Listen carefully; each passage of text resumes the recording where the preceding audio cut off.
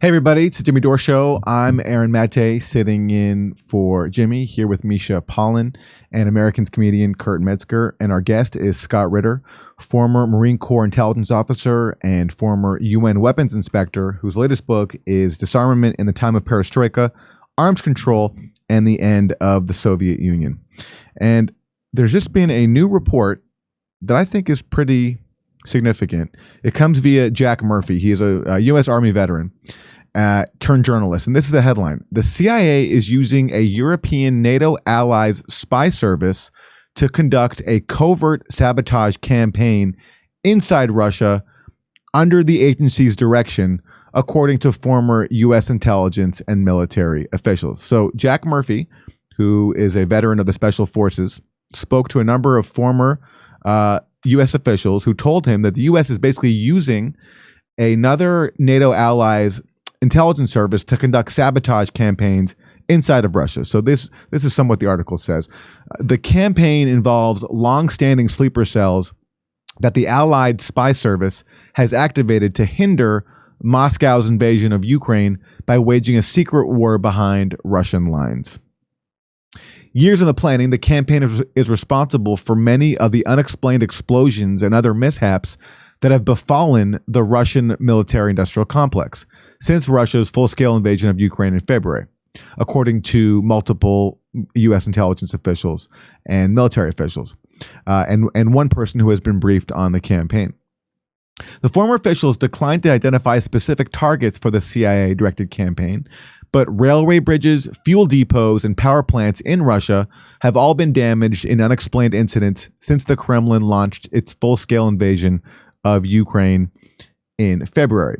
While no American personnel are involved on the ground in Russia in the execution of these missions, agency paramilitary officers are commanding and controlling the operations, using an allied intelligence service to give the CIA an added layer of plausible deniability was an essential factor in President Biden's decision to approve the strikes. Let me bring in Scott Ritter. What do you make of this report that the CIA is essentially conducting sabotage campaigns inside of Russia? Well, first of all, let me say that I know Jack Murphy. I've been on his podcast, the Team House. He's a professional, and I respect his his journalistic credentials. But I will also say this: Jack Murphy doesn't know a damn thing about Russia. Neither do most of the special operations people out there. The vast majority of the CIA's paramilitary cut their teeth on the global war on terror. They don't know jack you know what about real paramilitary operations against a nation like Russia. I strongly doubt that Jack Murphy spoke to people who are in the know. I think Jack Murphy thinks he spoke to people in the know, but I doubt it. I'll tell you a couple of reasons why. One, this is about as stupid as it gets. If you don't want a nuclear war with Russia, don't get involved in covert direct action operations behind enemy lines. Especially if you remember, I read the story. I think in there they talked about there's at least two cases where the Russians have actually, uncovered these cells. In one case, the person died. In the next case, the person was captured. Wow. So now the Russian intelligence service has captured one of these covert operators. You think that person's not spilling their guts? Do you think the Russians aren't extracting every piece of information possible out of this person? If this is true. And this is why no U.S. official, would ever advise the president to do this sort of thing, because the risks outweigh any advantage. There is no advantage gained here. What are you doing? Blowing up a railway bridge? Blowing up an arms depot? I mean, literally, it's the dumbest thing in the world. You're risking global thermonuclear war so that some idiot paramilitary guy can say, we blew up a bridge. No commander-in-chief of the United States of America would ever sign off on this. Not a single damn one. Not even Joe Biden, who I have no respect for. He would never sign off on it. But Scott, can I say, you're assuming these people are rational, but we've seen that they've been willing to shoulder a lot of risks. For example, fueling this proxy war in Ukraine, which carries all sorts of catastrophic risks. Also, these are the same people who armed Al-Qaeda in Syria. knowing full well who they were arming. So I wonder if maybe you're giving them too much credit here and thinking they wouldn't do something so stupid. Well, you know, damn it, Aaron, you got me on that one because, you know, how dare I apply common sense and logic to the CIA, which has displayed absolutely zero common sense and logic in almost everything it's done. But let me also put it this way. I mean, we're talking nuclear war here, so we're well above anything dealing with Al-Qaeda. We're talking about the end of the world, literally the end of the world. Russia's deploying new generations of nuclear weapons as we speak. And the Russians are saying, hey, we may redo our entire nuclear posture because of the stuff you're pulling. And so no president's going to sit there and go, Vlad's bluffing, blow up another bridge, get another depot. But here's the ultimate kicker here.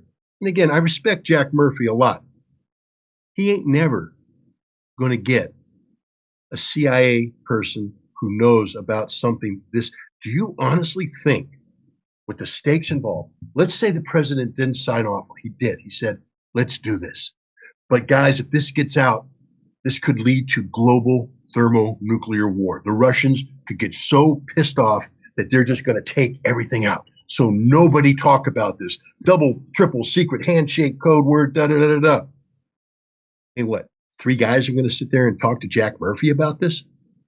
No. This is a CIA wet dream. This is a CIA fantasy. He has a bunch of CIA veterans who sit there and get drunk in Vienna in a little bar that I know of. And they sit there and they talk about their glory days hunting down Al-Qaeda. Not too successfully, by the way. These guys aren't that good. And they're going to sit there and say, well, if I were in, I'd do this. I'd do that. Well, I heard John's over there. Maybe John's doing that. I don't think any of this is happening. I really don't. Again, I respect Jack Murphy. I respect his service. And I respect what he's doing. I think he got it wrong. Let me go through a bit more from the story because Jack Murphy cites some publicly available information to make his case that this program is going on. And this is what he writes. Any covert action undertaken by U.S. agencies must be authorized by a presidential finding. After the U.S. intelligence community concluded that Russia had interfered with the 2016 U.S. presidential election, President Obama signed such a finding for covert action against Russia before he left office, according to the Washington Post. And that's true. In 2017, the Washington Post reported that Obama had signed an order authorizing some sort of covert campaign against Russia, and it included this. The finding involved the NSA and the Military Cyber Command, in addition to the CIA, and included a scheme to plant cyber weapons in Russia's infrastructure, according to the Post. That 2016 finding also included language about sabotage operations, according to a former CIA official. So this is why, I took this Jack Murphy story seriously, because I knew before that thanks to Russiagate, Obama had signed off on this program that would allow the U.S. to basically plant what was described as digital bombs inside of Russia's infrastructure to set them off, and that this program apparently continued under Trump. And that was one of the many reasons why, on the Jimmy Dore show and elsewhere, we would always argue why Russiagate was so dangerous, is that it was helping to lead to actions such as this. So that's at least there is some public predicate for what Jack Murphy is writing here. Sure. I don't disagree with that at all. First of all, though, we're talking about cyber action. That doesn't mean it's not significant. Right. But we're talking about cyber. We're not talking about sending, sleeper cells, activating sleeper. Right. Why would you, again, having been involved peripherally with the concept of human resources, a sleeper cell will not be sacrificed to blow up a bridge, Aaron. A sleeper cell that you took years to train, to implant, they're successfully hiding in Russia, and now you say, blow up a bridge. The sleeper cell is going to say, stick it where the sun don't shine. You don't spend all that money and effort to put a sleeper cell in Russia to blow up a damn bridge. That is just the epitome of stupid. You could put cyber weapons, but let me just remind everybody of the following. You knew about this. I knew about this. Russia knew about it. Right. And you know what Russia did about it? They shut down. If you remember, they came in and they shut down entire swaths of our computer connectivity.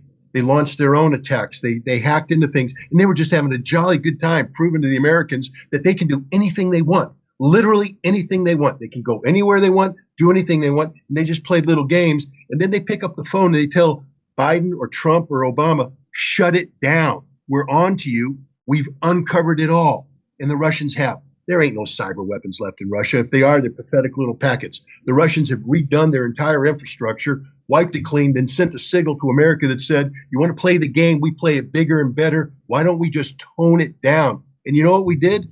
We toned it down. We toned it down. We had no choice because the Russians had us by the short hairs. So no, again, Jack, yes, Jack, thank you for bringing up ancient history. But it's not relevant. I mean, these are dots that don't connect, in my opinion. I could be wrong, but I'm just telling you that the Russians are better at this than the Americans have. Ask the CIA, when was the last time they had a successful recruitment in Moscow? Never. Not in the last 20 years. Okay? They always get caught. They always get beat up. They always show up on TV looking, little roughed up with their fake wig and their fake money and their fake passports and their fake communication device laid out for the world to see. The CIA sucks at what it does, especially in Russia. They used to be good at it. Yeah. Then came the global war on terror, and they forgot how to do it. Yeah. And wasn't there an episode in China not too long ago where a lot of CIA assets were caught and even executed? Do I have that right? You have not just China. China, you're right. Want to know why? Because the CIA is stupid. They're lazy. Let me tell you about CIA case officers.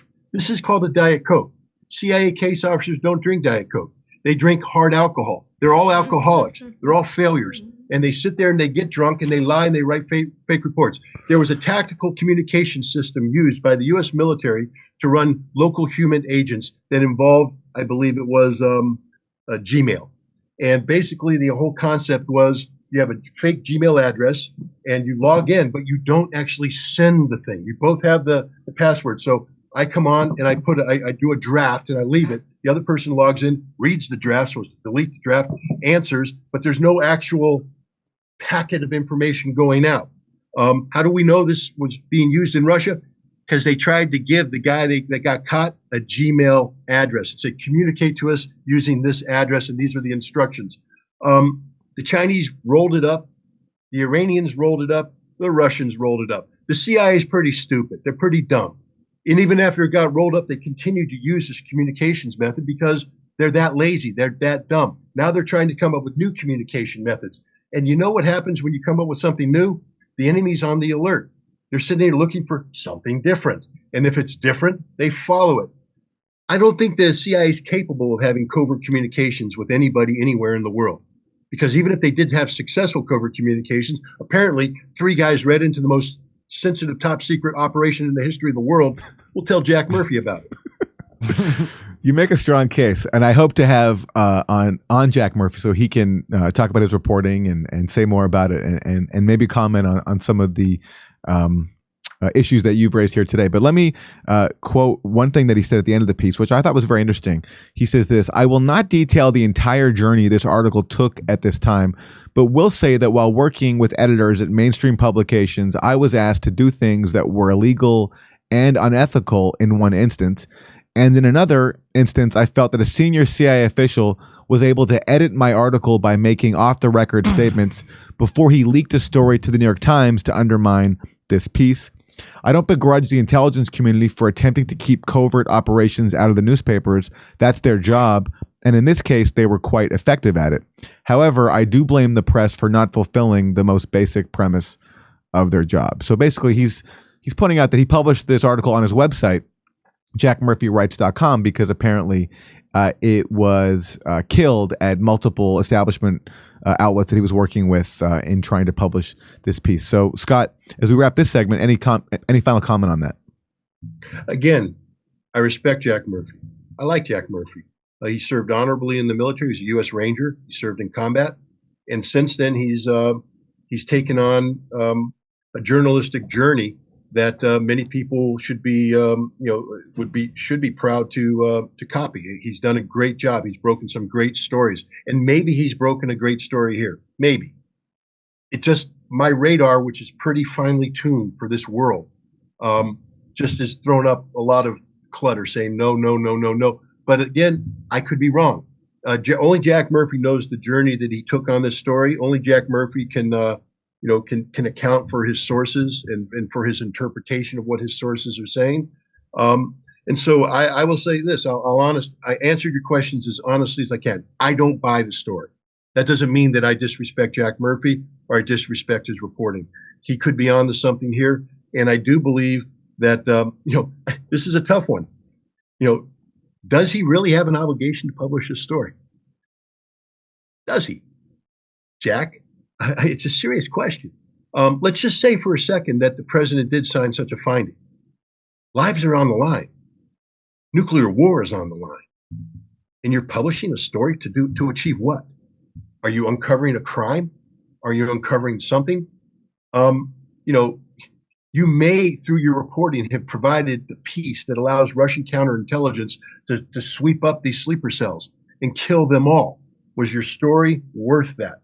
You may, because of your reporting, turn the Russians onto something they didn't know about. And now the Russian leadership may overreact and start the mobilization of nuclear strike forces in response.